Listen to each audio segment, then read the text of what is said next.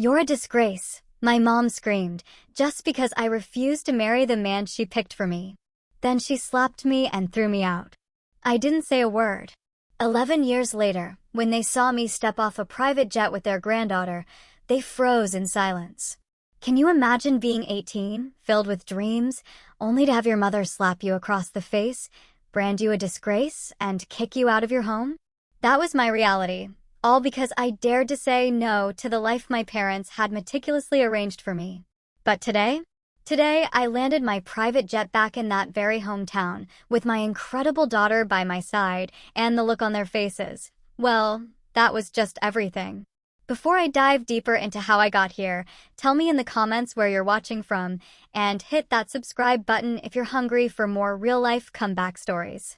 Growing up as Samantha Turner meant living by rules so strict, they felt like invisible shackles, and expectations so towering, they overshadowed everything else.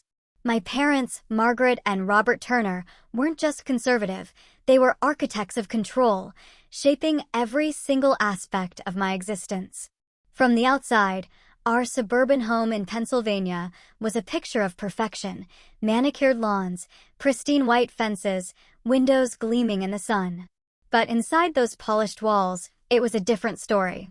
My mother, Margaret, ruled with an iron fist disguised in designer gloves. She stood at 5 feet 6 inches, her perfectly coiffed auburn hair never daring to move an inch, obsessed with appearances and social standing. Every decision, every breath, revolved around how others would perceive our family. My father, Robert, a tall, quiet accountant, rarely challenged her. He'd just nod along to her demands, occasionally throwing me weak, apologetic glances when her criticism became particularly harsh. "A proper young lady doesn't question her mother's wisdom," became her mantra, delivered with a syrupy sweetness that felt more like a threat whenever I showed the slightest flicker of independence. By the time I turned 15, these confrontations were practically a daily ritual. My crimes? Wanting to join the debate team instead of debutante balls. Applying for a part-time job at the local bookstore instead of volunteering at her country club charity events. Choosing jeans over her suffocating floral dresses. "You're embarrassing the family with these rebellious phases," she'd purr, her voice razor-sharp even as she maintained a perfect smile. The Johnson's daughter never gives them this much trouble. Our dining room wasn't for meals, it was her personal courtroom. I was constantly on trial for my attitude, my grades, which were excellent, but somehow never excellent enough, and how I would never attract a quality husband. Dad just stared at his plate, muttering, "Listen to your mother, Samantha." His silence, honestly, it stung more than her direct attacks. The future husband talk started ramping up. By my senior year of high school, it was practically a daily sermon. Then came Marcus Wilson. He was 33, recently divorced, and the heir to his father's real estate empire. My mother practically vibrated with excitement after their visits. "He's established, successful, and from a good family," she'd gush. "You should be flattered, he's shown interest in you." But what my mother interpreted as interest, I felt as pure dread. The way Marcus looked at me during dinner parties, those eyes that lingered a little too long, his comments about me blossoming into a beautiful young woman, delivered with a smile that never quite reached his eyes, and those accidental brushes against me. A hand on the small of my back. It made my skin crawl. Meanwhile, I was dreaming of a completely different life. I wanted to study business and marketing. Late at night, I'd research colleges with strong business programs, schools far, far away from Pennsylvania. I had brochures hidden beneath my mattress like contraband, using babysitting money to pay for applications in secret. When that acceptance letter from the University of California, Berkeley, arrived on a Tuesday, it felt like freedom and a death sentence all at once. I hid it in my desk drawer, simultaneously elated and terrified. That same evening, my mother announced that the Wilsons would be joining us for dinner that weekend for a very special occasion. The knowing look she gave my father sent a chill down my spine. "We have such wonderful news," she told me, patting my hand in a rare display of affection. "You'll finally understand why I've been so hard on you all these years. Everything I've done has been to prepare you for this moment." As the week progressed, my mother was unusually pleasant, helping me select an outfit, even scheduling a hair appointment. Her sudden kindness only increased my anxiety. That acceptance letter, burning a hole in my desk drawer, represented everything I wanted versus everything that was being meticulously planned for me without my consent. The night before the dinner, I overheard my parents talking in hushed tones in their bedroom. "She's too young," my father said, in a rare flicker of backbone. "Nonsense," my mother replied, her voice firm. "I was 19 when we married. Besides, the Wilsons are offering a very generous arrangement. This connection will secure her future and help with your partnership track at the firm. Everyone wins." I backed away from their door, my heart pounding. They weren't just planning a marriage, they were negotiating a business transaction, and I was the commodity being sold. The dining room gleamed under the chandelier light that Saturday evening. Crystal glasses, our finest china, polished silver, my mother had spent all day preparing. I sat rigidly in my navy blue dress, my hands folded in my lap to hide their trembling. The Wilsons arrived precisely at 7. Marcus trailed behind his parents with a smug confidence that made my stomach turn. He was objectively handsome, tall, dark-haired, the kind of features that photographed well for business magazines. But his practiced smile never reached his cold, blue eyes. He carried a small velvet box, placing it right next to his water glass, catching my eye with a wink that made me shudder internally. "Samantha," he greeted me, kissing my cheek and lingering too long. "You look absolutely stunning tonight." The dinner progressed with excruciating slowness. Business talk dominated the conversation, with occasional, veiled references to the future and joining our families that made the food taste like ash in my mouth. My mother beamed throughout the meal, while my father occasionally glanced at me with what almost looked like regret. After dessert was served, Mr. Wilson clinked his glass. "I believe we should get to the real purpose of this evening." My mother nodded enthusiastically. Marcus stood and moved to my side of the table. The room seemed to tilt as he dropped to one knee beside my chair. "Samantha Turner," he announced, opening the velvet box to reveal a diamond ring so oppressively large it felt suffocating. "Would you do me the honor of becoming my wife?" The silence that followed felt endless. Everyone stared at me expectantly. My mother, with barely contained excitement. My father, with resignation. The Wilsons, with confident smiles. Marcus's expression was not of love or even affection, but of someone closing a successful business deal. "I need some air," I managed to say, rising from my chair. "Excuse me for a moment." I practically ran to the back porch, gulping. The cool evening air. Footsteps followed, and I turned to find Marcus standing there, his expression now irritated. "That wasn't the response I was expecting," he said, crossing his arms. "I'm sorry, but this is all very sudden," I replied, trying to keep my voice steady. "We barely know each other." He laughed, a sound utterly devoid of warmth. "Don't be naive, Samantha. This arrangement has been in the works for months. Your mother assured me you were on board." "Arrangement." The word hung between us like a slap. "Yes, arrangement. My father is helping yours make partner. Your mother gets the social standing she's always wanted. And I get a young, beautiful wife who can give me children and host company events." He reached out to touch my face. "You'll have a comfortable life. Many women would be grateful for such an opportunity." I stepped back from his touch. "And what if I want a career? An education? A say in my own future?" His expression hardened. "My wife won't need to work. As for education, a few cooking classes might be beneficial, but otherwise unnecessary." "And your future?" He gestured to the ring box. "I am your future." I stared at him, finally seeing with complete clarity what my life would become if I accepted. A decorative possession, carefully managed and controlled. My dreams discarded in favor of his requirements. "No," I said, the word feeling like a roar of freedom on my lips. "I won't marry you." Marcus's face flushed with anger. "You'll regret this," he hissed before storming back inside. I gave myself a moment to breathe before following. When I re-entered the dining room, the atmosphere had completely transformed. The Wilsons were already gathering their coats, Mrs. Wilson whispering furiously to my mother, while Mr. Wilson glared in my direction. My father stood awkwardly by the doorway, looking anywhere but at me. Once the front door closed behind our guests, my mother rounded on me. "What have you done?" she demanded, her voice shaking with pure rage. "Do you have any idea what you've just thrown away?" "I've saved myself from a lifetime of misery," I answered, a strange calm settling over me. "I won't marry a man who sees me as property." "Property?" she scoffed.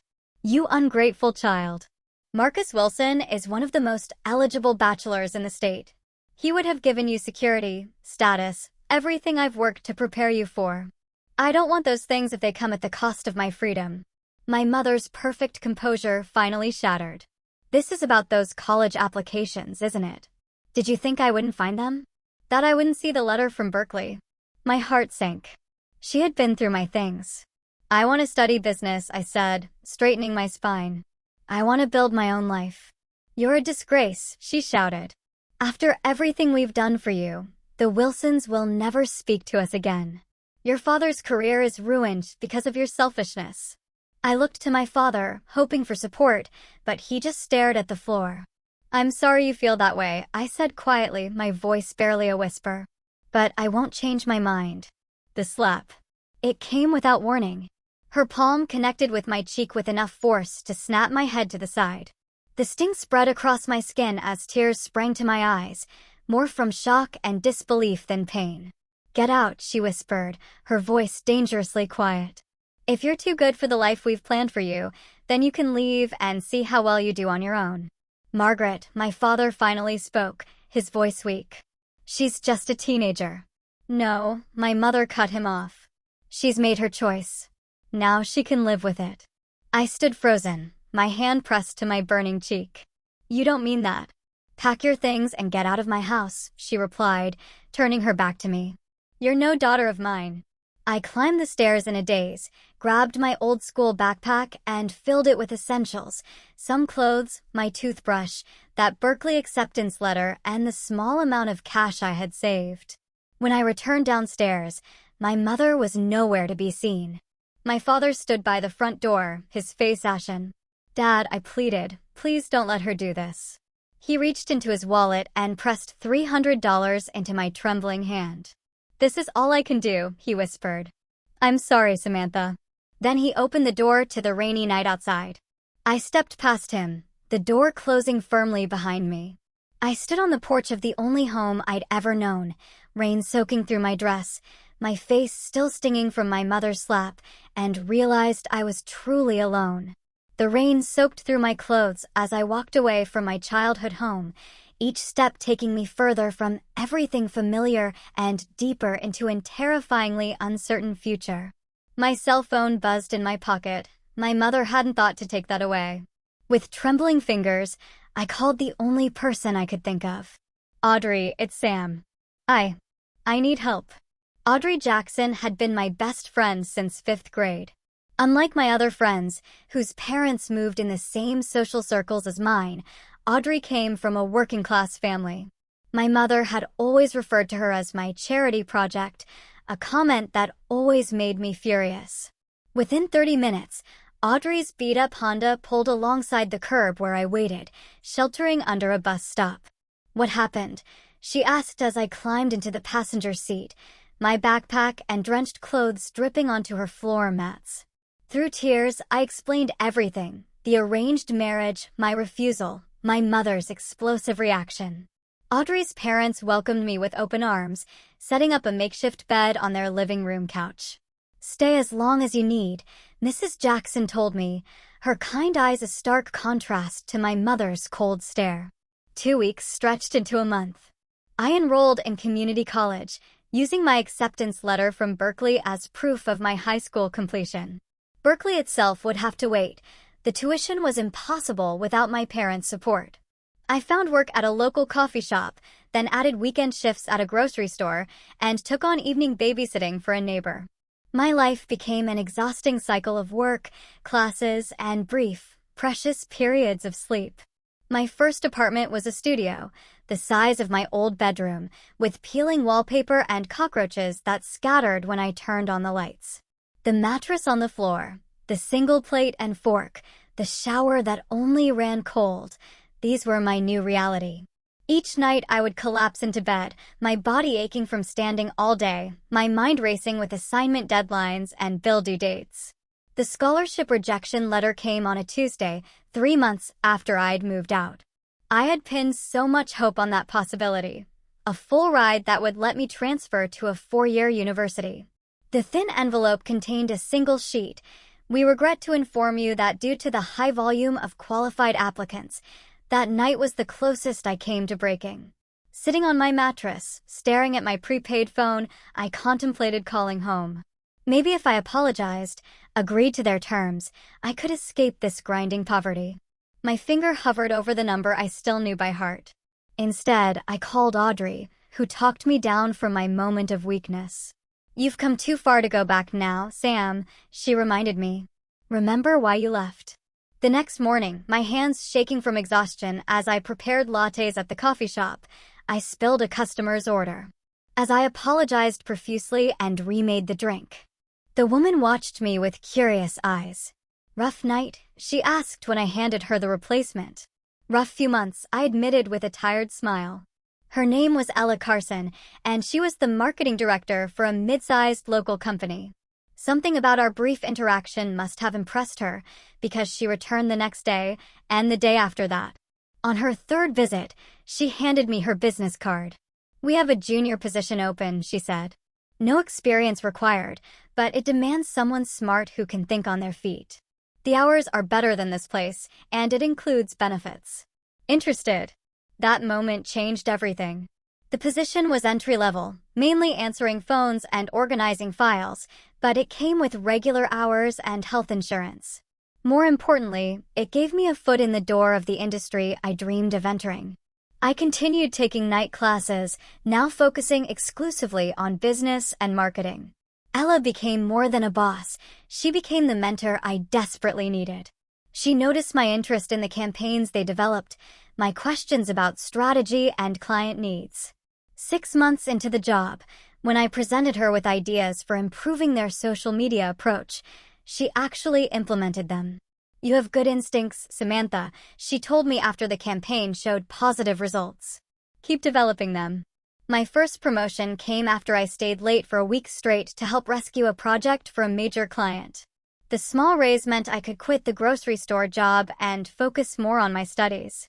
The second promotion, 18 months later, allowed me to move to a slightly better apartment, one without roaches and with reliable hot water. There were still moments of crushing doubt, when a pipe burst in my apartment, ruining my textbooks, when I got sick but couldn't afford to miss work. When I would see photos on social media of my high school friends graduating from prestigious universities while I was still piecing together my education, one community college class at a time. But with each challenge I overcame, my confidence grew.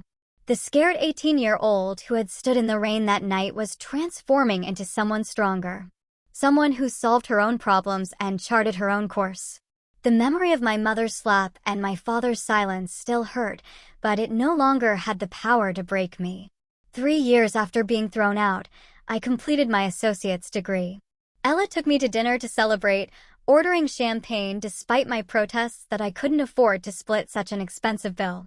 "My treat," she insisted. "Besides, I have an ulterior motive." She proceeded to outline a new position she had created specifically for me, a role that would give me more responsibility and creative input in their campaigns. The salary she mentioned made me choke on my champagne. "You've earned this," she said, sliding the official offer letter across the table. "And I have a feeling this is just the beginning for you, Samantha Turner." That night, looking at the offer letter on my small kitchen table, I allowed myself to really believe for the first time that I wasn't just surviving anymore. I was building something. The path forward still held challenges, but for the first time since that rainy night, the future looked bright with possibility rather than daunting with obstacles. And I had done it all without crawling back to beg forgiveness for the crime of wanting to control my own destiny. Years and countless late nights after being kicked out, I finally stood in an auditorium, wearing a cap and gown, waiting to receive my bachelor's degree in business administration. I had completed my 4-year degree while working full-time, transferring my community college credits and taking night and weekend classes. The path had been longer than traditional students, but I had done it debt-free and with real-world experience already on my resume. In the audience, Ella cheered loudly as I crossed the stage. My parents' seats remained empty. I hadn't invited them. Some wounds, they were still too raw, too deep to bridge. 2 weeks after graduation, Ella called me into her office and closed the door, her expression unreadable. "I've been watching you develop for years now," she began. "And I've come to a difficult conclusion." My stomach dropped, assuming the worst. "You've outgrown us," she continued. "Your ideas are bigger than what we can implement here. You need to start your own company." I laughed, thinking she was joking. "With what capital?" "My massive savings from my entry-level marketing salary." She slid a check across the desk, her personal check for $50,000. "Consider this seed money," she said when I tried to refuse. "Not a gift, but an investment. I want 15% equity in whatever you build." With shaking hands, I accepted both the check and the challenge.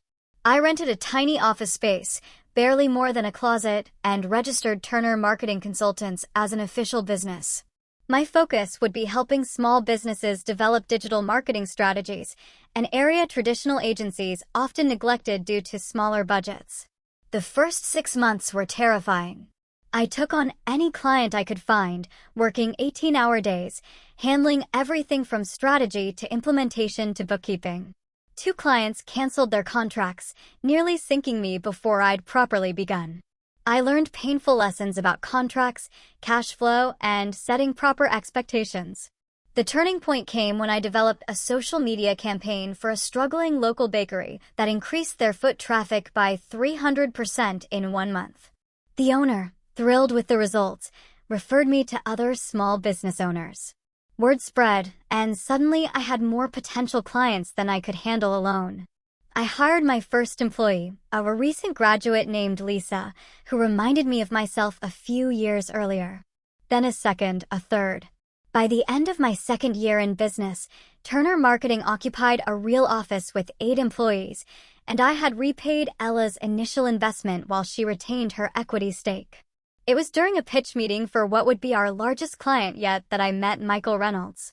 He owned a chain of sustainable home goods stores and was looking to expand nationally. Unlike most potential clients who focus solely on metrics and ROI during initial meetings, Michael asked thoughtful questions about my business philosophy and long-term vision. "I like how you think," he said at the end of my presentation. "You understand that marketing isn't just about selling products. It's about building relationships with customers who share your values." We won the contract, and over the next few months, I worked closely with Michael to develop his brand's expansion strategy. Our professional relationship gradually evolved as we discovered shared interests beyond business, a love of obscure documentaries, hiking trails, and passionate debates about everything from environmental policy to the best way to make pizza dough from scratch. On our 3rd dinner meeting that had nothing to do with business, Michael asked if he could kiss me. The fact that he asked permission rather than assuming, that small gesture of respect for my boundaries, told me everything I needed to know about his character.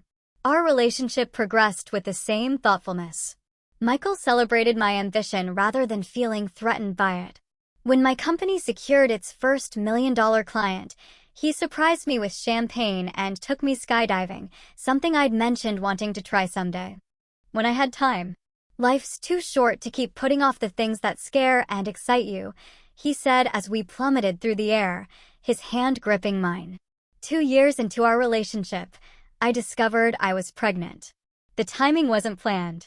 My company was in the middle of opening a 2nd office in Chicago, and Michael was negotiating to take his business national.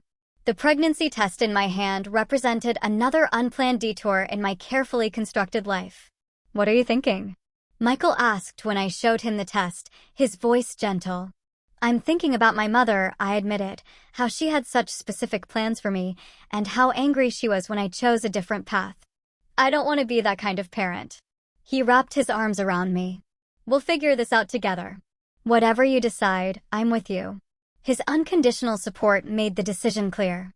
9 months later, our daughter Emma came into the world.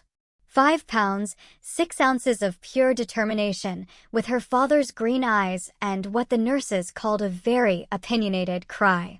Holding her, I made a silent promise that she would always know her voice mattered, her choices were her own, and that love didn't come with conditions.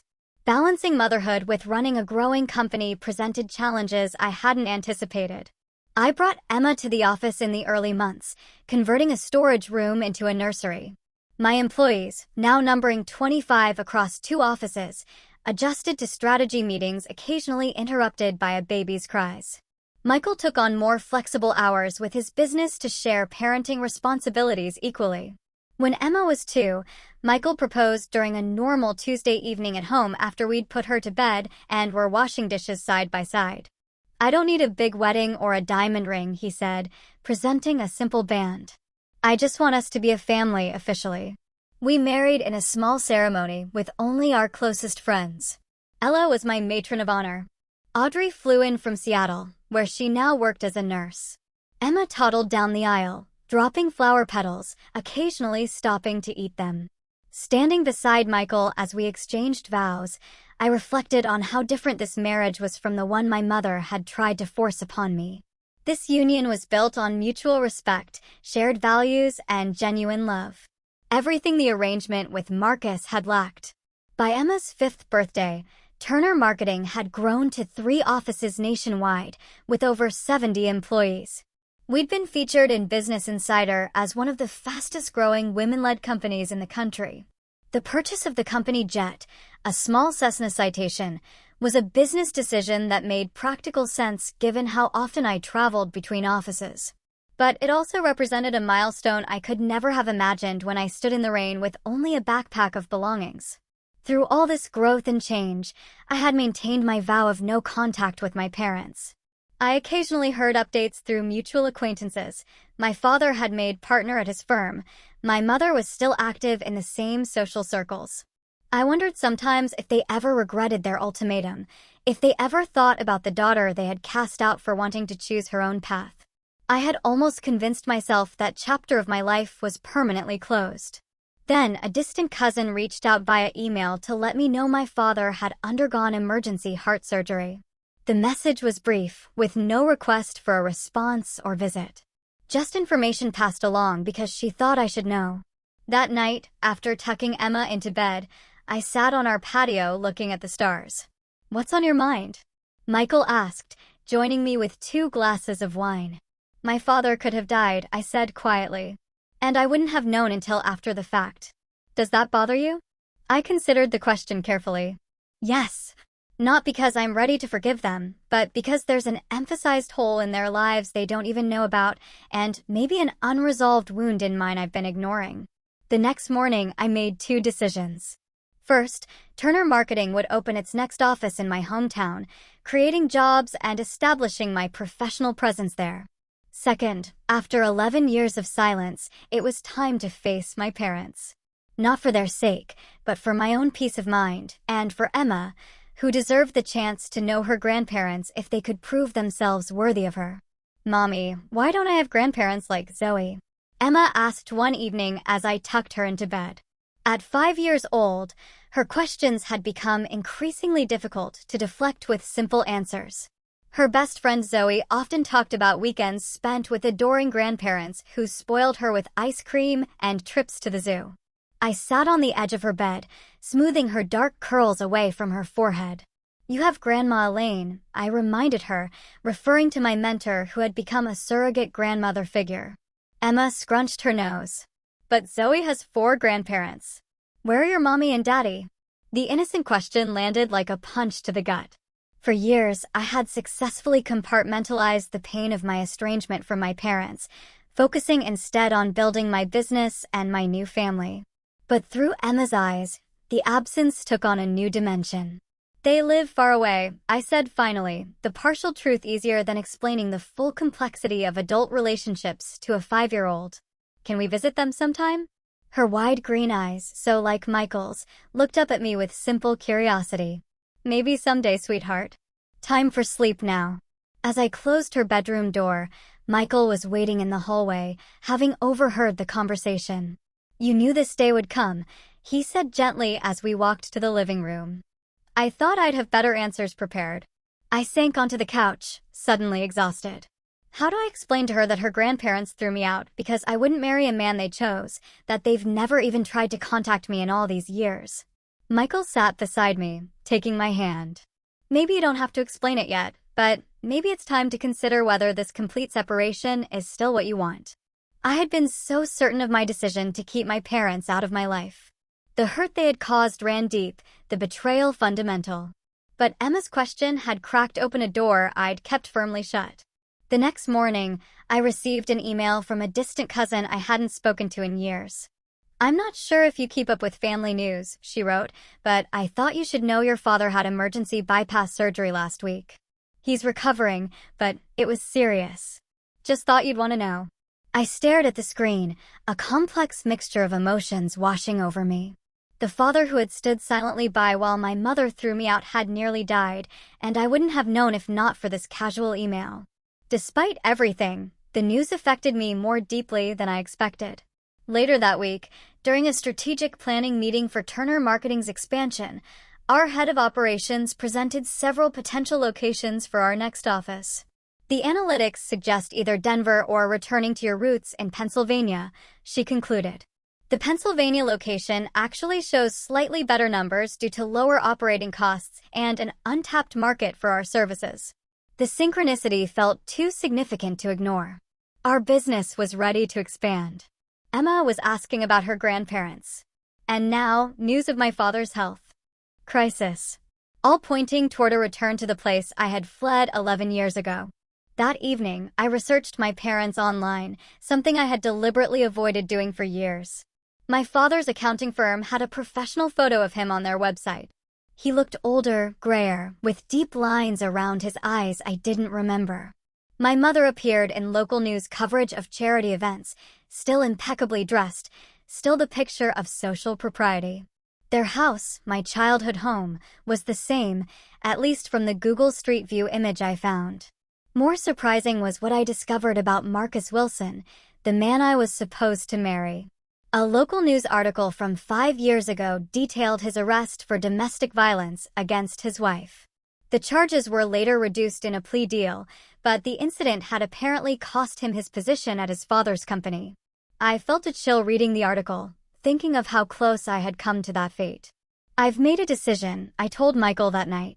"We're going to open the Pennsylvania office, and I'm going to oversee the launch personally. I think it's time Emma met her grandparents." Michael studied my face. "Are you sure you're ready for that?" "No," I admitted. "But I'm not doing it for me. I'm doing it for Emma and maybe a little bit for the 18-year-old girl who deserved better than what she got." Over the next month, we prepared for the trip. I deliberately didn't announce our arrival to my parents. I wanted the element of surprise, needed to see their genuine reaction when I appeared on their doorstep after 11 years. Perhaps it was petty, but I also wanted them to see what I had accomplished without their support or approval. I found myself obsessively checking details: the itinerary, Emma's outfits, the hotel reservations, the meetings scheduled with local business contacts. Michael gently pointed out that my perfectionism was reaching new heights. "You know, you don't have to impress them, right?" he said as he watched me try on the 5th business suit for our arrival. "You've built an amazing life. If they can't see that, it's their loss." The night before our departure, I tucked Emma into bed and tried to prepare her for the meeting. "Remember those grandparents you asked about? We're going to visit them tomorrow." Her eyes widened with excitement. "Really? Will they have cookies like Grandma Elaine?" I smiled at her simple expectations. "I don't know, sweetheart. I haven't seen them in a very long time." "Why not?" Her directness, as always, cut straight to the heart of the matter. Sometimes grown-ups disagree about important things, and they need time apart to figure things out. She considered this with the seriousness only a 5-year-old can muster. "Are you scared to see them?" Her perception startled me. "A little bit," I admitted. She nodded sagely. "That's okay, Mommy. I hold your hand when I'm scared." The next morning, we boarded the company jet, a small Cessna citation that served as both a practical business tool and the most visible symbol of how far I'd come. Emma was beside herself with excitement about flying on our very own airplane, while I tried to quiet the nervous flutter in my stomach. As we approached the small regional airport nearest my hometown, I gazed out the window at the familiar landscape, the rolling hills, the patchwork of farms and suburbs, the river winding through it all. It looked exactly the same, yet I was returning a completely different person than the one who had left. "We're beginning our descent," the pilot announced over the intercom. "Welcome to Pennsylvania, Miss Turner." I took a deep breath and squeezed Emma's small hand in mine. "Here we go," I whispered, as much to myself as to her. The rental car company had a sleek black Audi waiting for us at the small regional airport, a far cry from the bus I had taken the last time I left this town. Emma bounced excitedly in her car seat as we drove through familiar streets that felt both unchanged and strangely smaller than I remembered.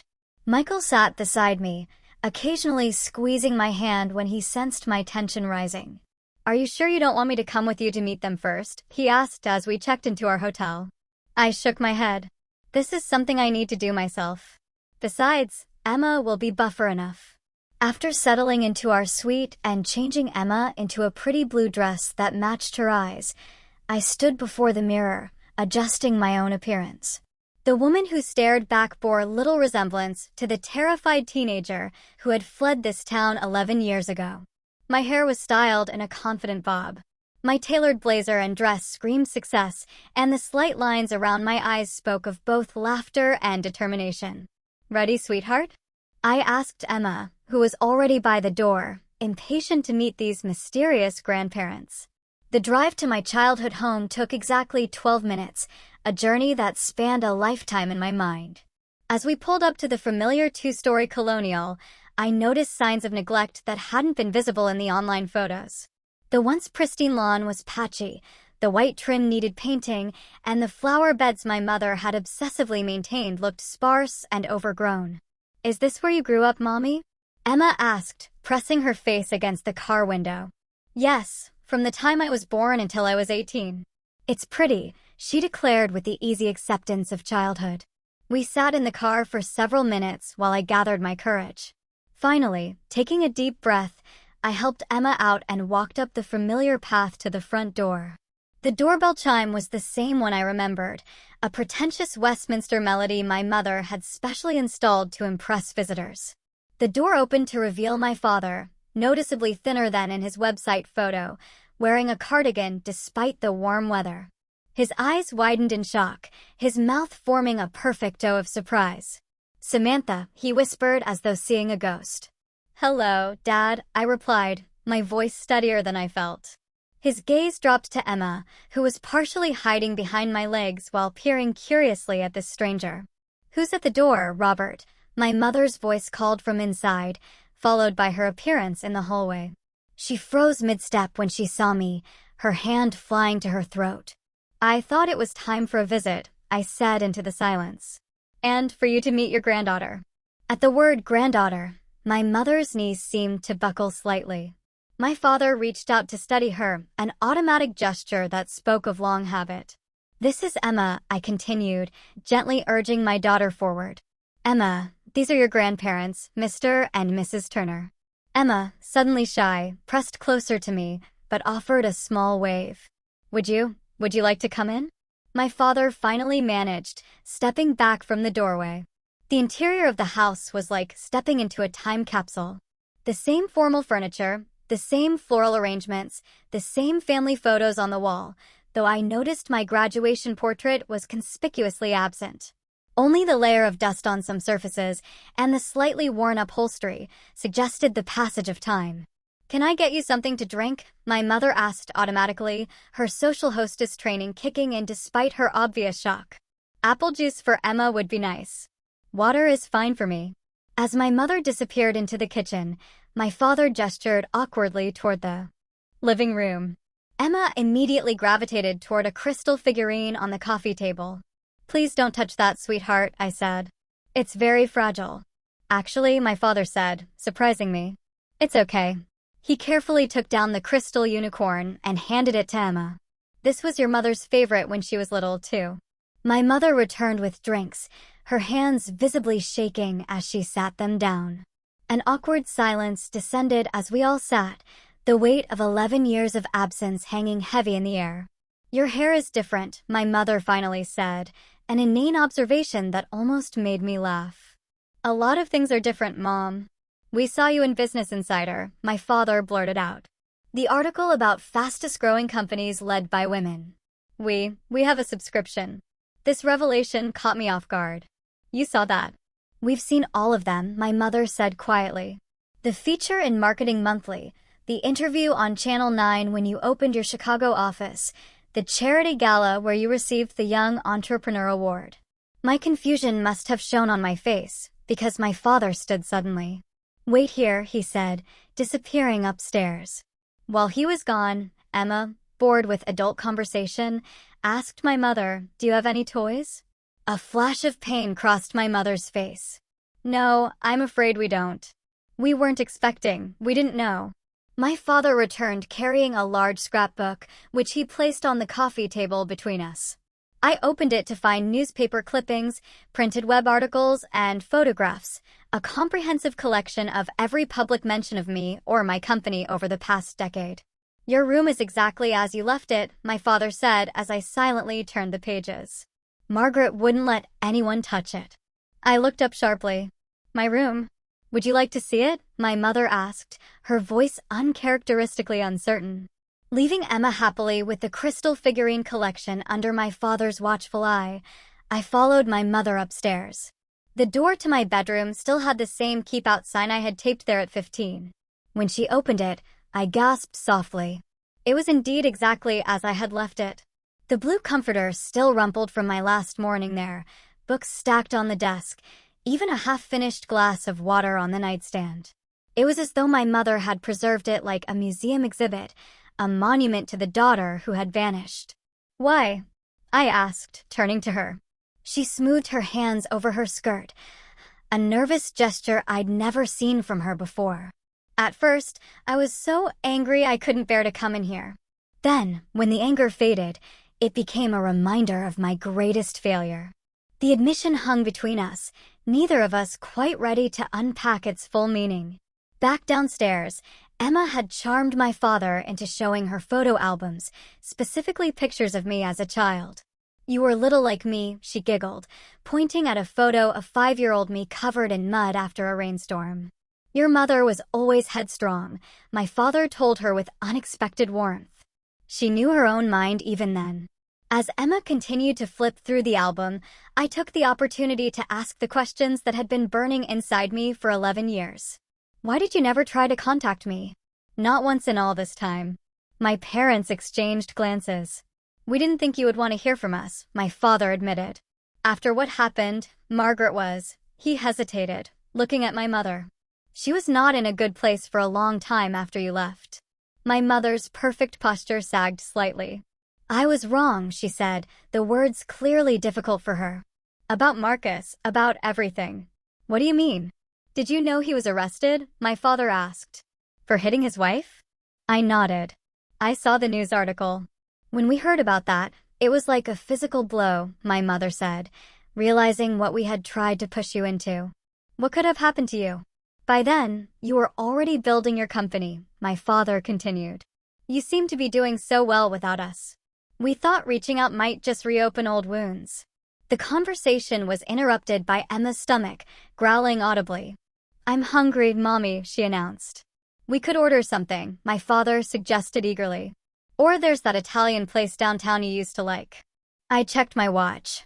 "Actually, we should get back to the hotel. Michael will be wondering where we are." "Michael?" my mother asked. Emma's father, my husband.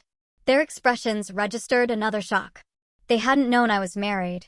Perhaps you could all come for dinner tomorrow," my mother suggested hesitantly. "We'd like to meet him." "We'll see," I said, not yet ready to commit. "There's something else I need to know first. Are you having financial problems?" They both stiffened. "Why would you ask that?" My mother responded defensively. "The house needs maintenance. Dad looks like he's lost weight." And I know healthcare isn't cheap, especially after heart surgery. My father sighed deeply. The firm downsized 3 years ago. I wasn't let go, but my partnership track evaporated. And yes, the medical bills have been challenging. We're managing, my mother added quickly, pride still evident in her voice. As I gathered Emma's things and prepared to leave, I made a decision. I'm opening a branch office here, I told them. We'll be hiring local staff. Dad, you're good with numbers and client relations. If you're interested, I could use someone with your experience. The offer hung in the air. Not charity, but an opportunity. A first step towards something new. That evening at our hotel, I recounted the visit to Michael over dinner while Emma colored nearby. They kept a scrapbook of everything I've done, I said, still processing the revelation. All these years, I thought they'd washed their hands of me. People are complicated, Sam, Michael replied. They can be wrong, even terribly wrong, and still love their child. I don't know if I can forgive them yet, I admitted, especially my mother. Forgiveness doesn't have to happen all at once, he said wisely. It can be a process. The question is whether you want to start that process. I looked over at Emma, happily absorbed in her coloring book, unaware of the complex adult emotions swirling around her existence. I think for her sake, I do. The following evening, we returned to my parents' house for dinner, Michael, Emma, and me. My mother had clearly spent the day cooking. The dining room table was laden with all my childhood favorites. My father nervously shook Michael's hand, his eyes registering approval of my husband's firm grip and direct gaze. We've prepared the good china, my mother announced, her voice betraying her anxiety. Actually, I interjected. Let's use the everyday dishes. With a 5-year-old, it's safer. The small rebellion, changing my mother's careful plans, hung in the air momentarily before she nodded. Of course, you're right. That simple acquiescence, so unlike the controlling mother of my youth, spoke volumes about how our dynamics had shifted. I was no longer the powerless teenager. I was an adult making reasonable requests that she now had to consider. Dinner conversation remained carefully polite, skating around the deeper issues still unresolved between us. Emma, oblivious to the undercurrents, charmed her grandparents with stories about her kindergarten adventures and her favorite stuffed animals back home. She's remarkable, my father said, watching Emma demonstrate how she could count to 100. You've done a wonderful job with her. We have, I corrected gently, taking Michael's hand. We're equal partners in parenting, just like we are in everything else. My mother's eyes flickered between Michael and me, observing our easy rapport with something like wistfulness. After Emma had been tucked into bed in the guest room upstairs, the 4 adults gathered in the living room for the conversation we couldn't have in front of her. I'd like to establish some ground rules, I began, my business negotiation skills serving me well in this personal arena. If we're going to have any relationship moving forward, I need certain boundaries respected. My parents nodded, my father leaning forward attentively while my mother clasped her hands tightly in her lap. First, Emma is being raised to make her own choices. You will never pressure her about who she should be or what she should do with her life. Of course, my father agreed immediately. Second, Michael and I make decisions about our family as equals. Our marriage is a partnership, not a hierarchy. My mother's lips thinned slightly, but she nodded. Third, I'm offering Dad a position at the new office because he's qualified and we need someone with his skills. It's not charity, and it comes with the same expectations I have for all my employees. I understand, my father said, sitting straighter. And I appreciate the opportunity. I won't disappoint you. The formality of our interaction gradually softened as Michael shared stories about our life together, carefully highlighting my accomplishments without rubbing my parents' faces in what they had missed. By the end of the evening, we had agreed to regular video calls with Emma and monthly dinners when I was in town overseeing the new office. As we prepared to leave, my father pulled me aside. Samantha, he began, his voice breaking slightly. I need to say this. I failed you. When we threw you out, I should have stood up for you. I was a coward, and I've regretted it every day since. The apology I had waited 11 years to hear washed over me, releasing something tight and painful I had carried for too long. Thank you for saying that, I replied, my own voice unsteady. My mother's apology came later and with more difficulty.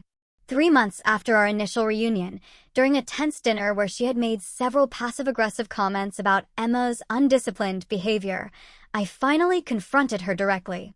Mom, if this relationship is going to work, you need to acknowledge what happened and take responsibility for your part in it. She stiffened, the old defenses rising. I've already said I was wrong about Marcus. That's not enough, I pressed. You threw your 18-year-old daughter out into the night with nowhere to go because she wouldn't follow your life plan. You need to understand how deeply that hurt me and how it might never fully heal. The silence stretched between us until Michael gently took Emma outside to look at the stars, giving us privacy. When my mother finally spoke, her voice was different, stripped of its usual polish and pretense. I was terrified, she admitted. I thought I was protecting you from making mistakes, from having the hard life I had before I married your father. I thought I knew best. She looked up, tears in her eyes. I was so wrong, Samantha. And I'm so sorry for the pain I caused you. It wasn't a perfect apology, but it was genuine. Perhaps the first completely honest conversation we had ever had. The months that followed brought gradual changes. My father thrived in his position at Turner Marketing. His financial expertise and client relationship skills made him a valuable team member. My mother volunteered to help with Emma when we were in town, slowly learning to respect the parenting boundaries Michael and I established. I suggested they consider family therapy, and surprisingly, they agreed. The sessions revealed generational patterns I hadn't known about: my mother's own strict upbringing, my father's childhood with an alcoholic parent. Understanding the roots of their behavior didn't excuse it, but helped explain the damaged people behind the polished facade they had presented to the world. 1 year after our reunion, we gathered for Emma's 6th birthday. Not at my parents' house, but at a local park where Emma could play freely without worrying about breaking precious objects. Watching my daughter show my father how to properly swing across the monkey bars, his suit pants getting dusty as he awkwardly followed her instructions, I felt a bittersweet contentment. Penny for your thoughts, Michael said, joining me on the bench. I was just thinking about the difference between the family I grew up in and the one we've created, I replied. How cycles can be broken. Later, as we cut the birthday cake, my mother snapped a photo of the 4 of us: Michael, Emma, me, and my father. Let me take another, she insisted. Samantha, you weren't smiling properly. I felt the old tension rise at her criticism, but then she surprised me by adding, or don't smile if you don't want to. It's your choice. The photo will be beautiful either way. It was a small moment, but it represented a massive shift in our relationship. Her recognition of my autonomy, even in something as minor as how I posed for a photograph. That night, after Emma was asleep in the hotel room, I scrolled through the day's photos, pausing on one that captured all 5 of us together. It wasn't a perfect family portrait. Emma was mid-laugh. My father was looking at her instead of the camera. My mother's smile seemed uncertain, and Michael and I had been caught exchanging a private glance. Yet, in its imperfection, it was honest in a way that carefully posed portraits of my childhood never had been. My journey from that rainy night 11 years ago to this moment had been filled with struggles and triumphs neither my 18-year-old self nor my controlling mother could have imagined. The wounds of the past hadn't completely healed. Perhaps they never would. But they had transformed into something different: wisdom, strength, and the fierce determination to create a better pattern for my own daughter. The true success story wasn't the private jet or the thriving business. It was the freedom I had fought for. The right to chart my own course, make my own mistakes, and build a life based on mutual respect rather than control. It was the knowledge that Emma would grow up understanding her voice mattered and her choices were her own. And that, my friends, was worth every single hardship I had endured along the way. So, what would you have done? Would you have tried to reconnect with a family that hurt you so deeply, or would you have kept that chapter firmly closed? Let me know in the comments below. If this story resonated, please hit that like button and subscribe for more real-life journeys of resilience and self-discovery. And if you know someone who needs to hear that standing up for themselves is always worth it, please share this video. Thank you for listening to my story. Remember, your life is yours to define, no one else's.